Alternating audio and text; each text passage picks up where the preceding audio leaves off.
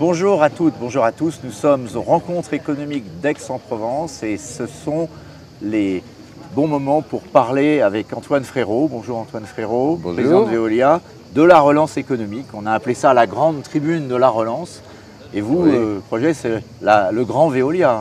C'est l'anniversaire de l'offensive. Vous avez lancé l'été dernier sur Suez, opération réussie. Racontez-nous un petit peu comment vous avez vécu cette année et vous avez le sentiment que c'était un match de boxe. Bon, tout d'abord, cette opération qui maintenant en est au temps du rapprochement, on n'en est plus au temps de l'affrontement, que vous le savez, elle nous réjouit. Elle nous réjouit véritablement chez Veolia, mais elle nous oblige également. Alors, vous me demandez de revenir un peu en arrière. Il faut bien comprendre ce qui a déclenché cette opération. À l'origine de cette opération, il n'y a pas Veolia, il n'y a pas Suez. C'est la décision d'Engie, en fait de l'État qui autorise Engie à vendre sa participation dans Suez, qui crée l'opportunité. Et Veolia propose une solution qui est la seule possible pour que l'ensemble reste français. Tant Veolia que le nouveau Suez, que l'ensemble des activités de Suez, pour que ce projet soit un projet industriel et non pas seulement financier, bien sûr avec notre grand champion mondial que nous avons créé, mais également avec le nouveau Suez, et que des garanties de l'emploi, je pense, totalement inhabituelles, puissent être apportées aux salariés français. Voilà l'origine de l'opération. À partir de là, elle a connu des vicissitudes que vous connaissez, mais elle va donc se conclure. Nous avons trouvé un terrain d'accord avec les dirigeants de Suez, vous le savez. Ils ont recommandé notre OPA il y a quelques jours maintenant. Et aujourd'hui, nous allons finaliser cette opération au cours des 3, 4, 5 prochains mois. Tout d'abord avec l'autorisation à obtenir de la Commission de la concurrence européenne, puis le lancement de l'opération. Mais nous sommes déjà rentrés dans le temps du rapprochement, et notamment de la mixité des équipes. Voilà, parce que j'allais dire, dans les grandes fusions, comme celle-là, la clé de la réussite, c'est d'abord les hommes et les femmes qui vont réussir ces fusions. Absolument. Quelles sont les conditions du succès de l'opération? Alors, tout d'abord, un projet enthousiasmant. Le grand champion mondial de la transformation écologique.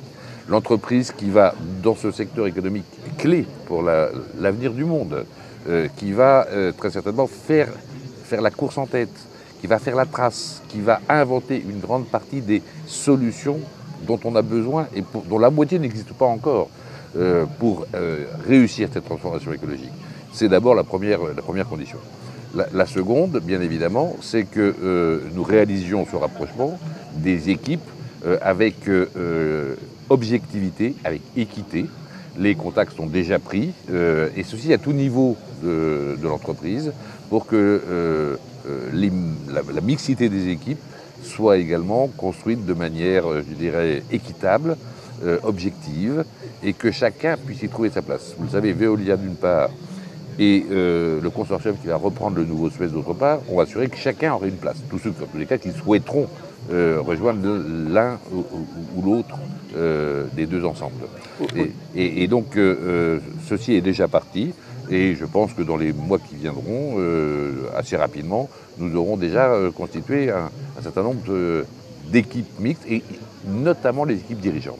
Alors, sur le marché français, avec un Veolia qui va être 3 fois plus gros, principalement effectivement à l'international, mais qu'est-ce qui va garantir des conditions de concurrence équitables avec le nouveau Suez qui va naître ou renaître de cette opération? Et parce que justement, Veolia a veillé à ce que ce nouveau Suez soit un véritable concurrent en France, dans nos métiers. Et je peux vous dire que il sera sans doute... Ce qui est inhabituel dans une opération. D'abord, c'était une exigence de la Commission de la concurrence. Si jamais nous n'avions pas veillé à cela, il n'est pas certain que la Commission de la concurrence donnerait son feu vert. Donc nous avons construit ce projet pour qu'elle puisse être à l'aise, cette Commission de la concurrence, pour donner son feu vert. Et ce nouveau Suez, c'est l'ensemble des activités françaises, tout d'abord. Nous avons veillé à ce que ce soit un actionnariat de très long terme. Vous savez que l'un des actionnaires, des partenaires de ce consortium, Meridiam, l'entreprise à mission Meridiam, s'engage pour 25 ans. Donc c'est donc un projet industriel. Meridiam a, et ses partenaires ont un projet industriel. Ils sont même engagés à investir davantage bien davantage d'ailleurs que Suez n'investissait dans ses activités françaises. L'ensemble a bien sûr conservé l'ensemble des équipes de recherche et de développement de Suez en France pour être un véritable concurrent tant dans l'eau que dans des déchets. Et je pense que la concurrence de ce nouveau Suez en France, elle sera sans doute plus vive qu'elle ne l'était avant pour Veolia. Mais pour les clients français, il n'y a pas que cette concurrence renforcée. Il y a également le fait de pouvoir bénéficier aux premières loges du grand champion mondial. Inventer ces fameuses solutions dont on va avoir besoin. Garantir la qualité de l'air dans les bâtiments. Recycler les batteries de véhicules électriques. Capturer le carbone. Des solutions qui ne sont pas encore aujourd'hui maîtrisées. Eh bien, avec ce Veolia élargi, nous avons l'intention, le projet, l'ambition de les mettre au point et d'abord de les proposer à nos clients français avant bien sûr de les exporter à travers le monde. Alors Antoine Frérot, on est à Aix-en-Provence, on sent le parfum de la reprise, est-ce que vous le sentez aussi? Et dans votre activité particulièrement, c'est l'heure de la relance et de la relance verte. Vous vous sentez porté par ces investissements, ces changements stratégiques dans cette activité? Ces plans de relance, vous le notez, font une large place à l'écologie. Plus du tiers. Plus du tiers. Et on le comprend bien. Jamais l'urgence écologique n'a été aussi forte dans le monde. Jamais les populations des pays de ce monde n'ont attendu avec autant d'impatience des solutions pour réussir la transformation écologique. Donc il est naturel que les gouvernements imaginent des réponses.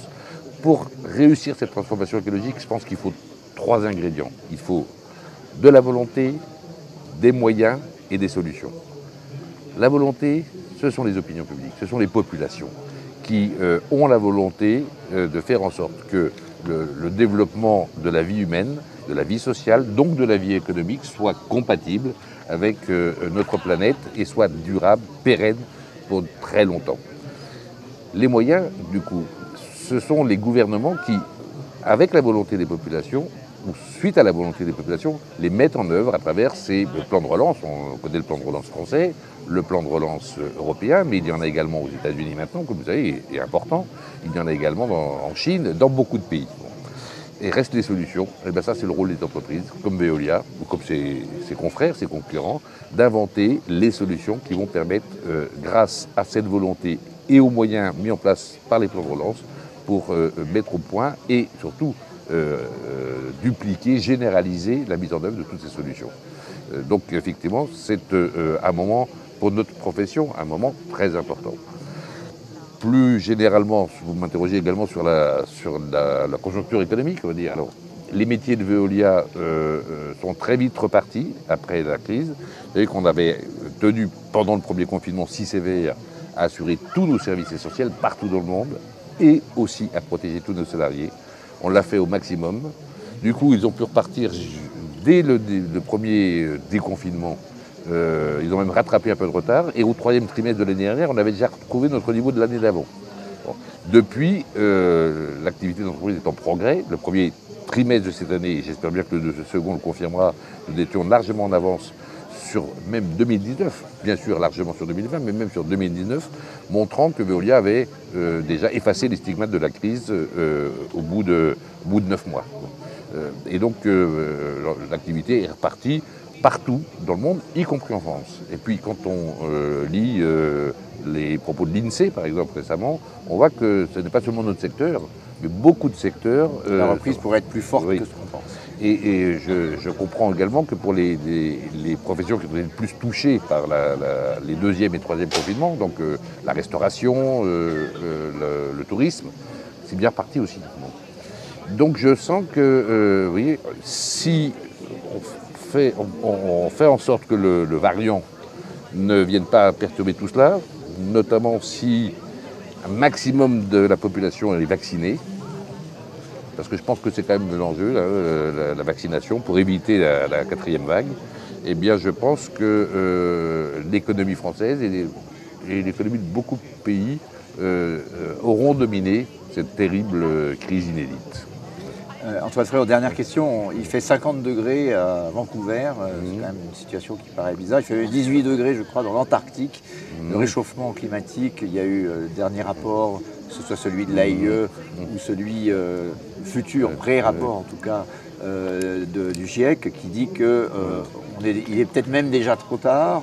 On est juste dans l'atténuation, l'adaptation d'une situation qui va s'aggraver. Qu'est-ce que ça veut dire pour un groupe comme le vôtre dans l'accélération des investissements, face à des situations, des risques de stress hydrique, d'incendie, de sécheresse? Tout d'abord, ce n'est pas une découverte. Quand je parlais d'urgence écologique, les émissions de gaz à effet de serre, c'est un polluant, et un polluant grave et sérieux. Il y a d'autres types de polluants, d'autres types de pollution, d'autres types de rareté de ressources ou d'exploitation trop forte des ressources de la planète. Mais c'est sûr que les émissions de gaz à effet de serre sont un polluant dangereux et qui nous menace tous. Vous me dites, est-ce qu'il est trop tard? D'abord, il n'est jamais trop tard pour essayer de faire tout ce qu'on peut faire. Bon. Je ne pense pas qu'il soit trop tard. Pour le dérèglement climatique, l'une des voies, c'est bien évidemment d'éviter d'envoyer du carbone dans l'atmosphère. C'est la principale. Pour ça, il y a beaucoup d'actions possibles. Tout d'abord, consommer moins d'énergie. Et on peut consommer beaucoup moins d'énergie sans modifier notre niveau de confort, le chauffage, le transport.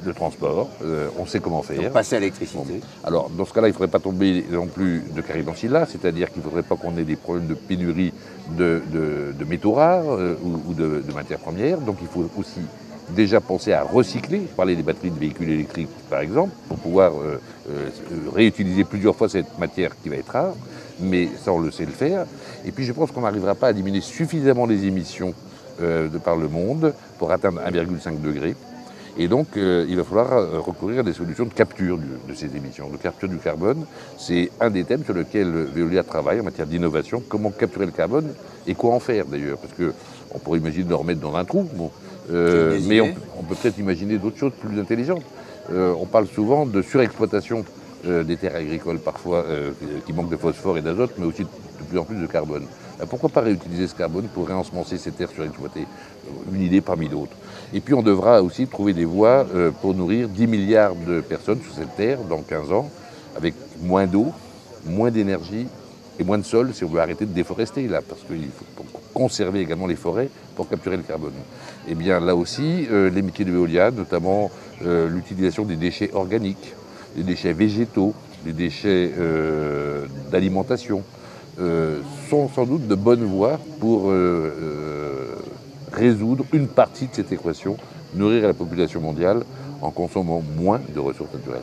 Alors Antoine Frérot, vous avez voulu ce grand Veolia, vous l'avez dit tout à l'heure, pour que Suez ne devienne pas étranger. Vous avez beaucoup de concurrents étrangers. Qui sont les grands concurrents ou les grands acteurs avec qui le grand Veolia va se battre dans ce grand marché de la décarbonation, de l'eau et du recyclage, de l'économie circulaire de demain? Ils vont d'abord venir des principales puissances économiques. Bon, aujourd'hui, l'une des principales puissances économiques, c'est la Chine, comme vous le savez, qui a un vrai programme politique pour protéger l'environnement, pour diminuer les nuisances de son développement industriel faramineux et son développement urbain, consécutif au développement industriel. Bon. Et les Chinois prennent la chose au sérieux, depuis maintenant un bon nombre d'années. Et du coup, bien évidemment, ils ont généré également des acteurs économiques importants. Ce sont aujourd'hui nos principaux concurrents, me semble-t-il, et dans 5 à 10 ans, très clairement les principaux à travers le monde. Il faut savoir qu'aujourd'hui, le numéro 2 des déchets en Allemagne, il est chinois. Le numéro 2 en Espagne, il est chinois. Donc, c'est pas seulement en Chine que les Chinois sont actifs, mais c'est également déjà en Europe. Nous aurons aussi des concurrents américains. C'est vrai que les Américains n'ont pas identifié ce secteur économique comme un secteur important et porteur auparavant. Ils vont s'y mettre incontestablement. Et là, l'entreprise KKR, par exemple, a fait une acquisition importante en Grande-Bretagne. Et puis en Europe, et notamment l'Allemagne, qui est quand même le principal acteur économique européen, l'Allemagne a également des acteurs importants. Je pense au groupe Raymondis, par exemple. Voilà où ils seront, nos concurrents. Mais compte tenu du marché intérieur de la Chine, du temps long que ce peuple sait cultiver, et nos métiers sont des métiers de temps long, il faut être patient pour construire, pour semer et pour récolter. Je pense effectivement que dans 5 à 10 ans, pour sûr, nos principaux concurrents seront d'abord chinois, avant d'être américains ou allemands. cela dit, si vous me demandez quel sera celui qui va faire la trace dans ce métier pendant les 20 ans qui viennent, je vous réponds sans hésiter. Ça sera Veolia. Bien, ben écoutez, on verra ça dans les années qui viennent. Merci beaucoup Antoine Frérot d'être venu sur notre plateau, la grande tribune de la Relance, pour ce long et bon entretien. Et merci encore à Boréal pour nous avoir aidés sur la production. Merci à vous. Merci Antoine Frérot. À bientôt.